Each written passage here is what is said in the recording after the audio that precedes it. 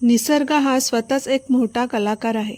आपल्याला फक्त त्याच्या कलेला ओळखता आलं पाहिजे.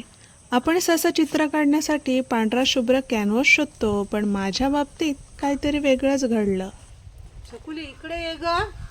काय ग मम्मी, इकडे ये. अगं हो, याच्यापासून काहीतरी बनवू शकते ग आपण. नक्कीच आपण मम्मी बनवूया आपण यापासून हो. काहीतरी. इकडे येऊया आपण. माझ्या बागेत पडलेला आंब्याच्या लाकडाचा एक साधा ओंडका माझ्या नव्या कल्पनेचा आधार बनला. पण ही कलाकृती फक्त माझी नाही, यामध्ये माझ्या सोबतीला होती माझी आई, मम्मीची साथ आणि निसर्गाची देणगी. यातून लाकडाची कलाकृती साकारली.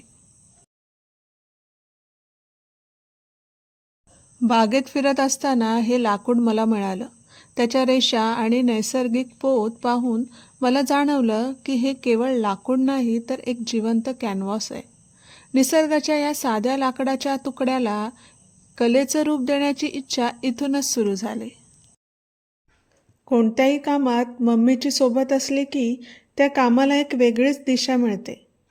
या पेंटिंगमध्ये मम्मीने मला केवळ प्रोत्साहन दिले नाही, तर मदतही केली आणि काम अगदी सोपे झाले. सुरुवातीला लाकडाचा खरखरीतपणा घालवण्यासाठी त्याला गुळगुळीत केलं, त्यावर बेस तयार केला आणि मग ॲक्रेलिक रंगाने आणि आर्टिस्टिक वॉटर कलरनेही संकल्पना साकारली. तसे हे आर्टिस्टिक वॉटर कलर मला गिफ्ट दिले होते आमच्या शेजारच्याच आईने. तीही खूप छान पेंटिंग करते. यासाठी स्पेशल असे कलर्स मी विकत घेतले नव्हते, पण मज्जा येत होती. ब्रशचा प्रत्येक स्ट्रोक त्या लाकडाला नवीन ओळख देत होता. ही कलाकृती साकारताना मला जे समाधान मिळत होतं ना, ते कोणत्याही महागड्या कॅनव्हासपेक्षा नक्कीच जास्त होते. निसर्गाच्या सानिध्यात तयार झालेलं हे वुडन पेंटिंग माझ्या हृदयाच्या खूप जवळ आहे. आपणही आपल्या अवतीभोवती असलेल्या गोष्टींकडे कलात्मक नजरेने पाहिले तर नक्कीच काहीतरी वेगळे घडू शकतो. या पेंटिंगसाठी मी कोणतंही मॉडेल किंवा समोचित्र ठेवलं नव्हतं. हातात ब्रश घेतला आणि हो, माझ्या बोटांचाच ब्रश तयार केला मध्ये मध्ये मी.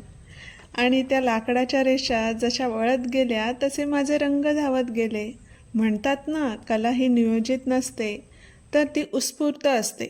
माझ्या मनात उमटलेली ती एक लहर आणि मम्मीची साथ आणि तो आंब्याच्या लाकडाचा ओंडका, या सगळ्यातून जे साकारलं त्याला मी स्वप्नज असं नाव दिलं आहे. जेव्हा ही कलाकृती पूर्ण झाली तेव्हा तो आनंद शब्दांपलीकडचा होता. एका जुन्या दुर्लक्षित लाकडाच्या ओंडक्याचं रूपांतर एका देखण्या पेंटिंगमध्ये झालं होतं.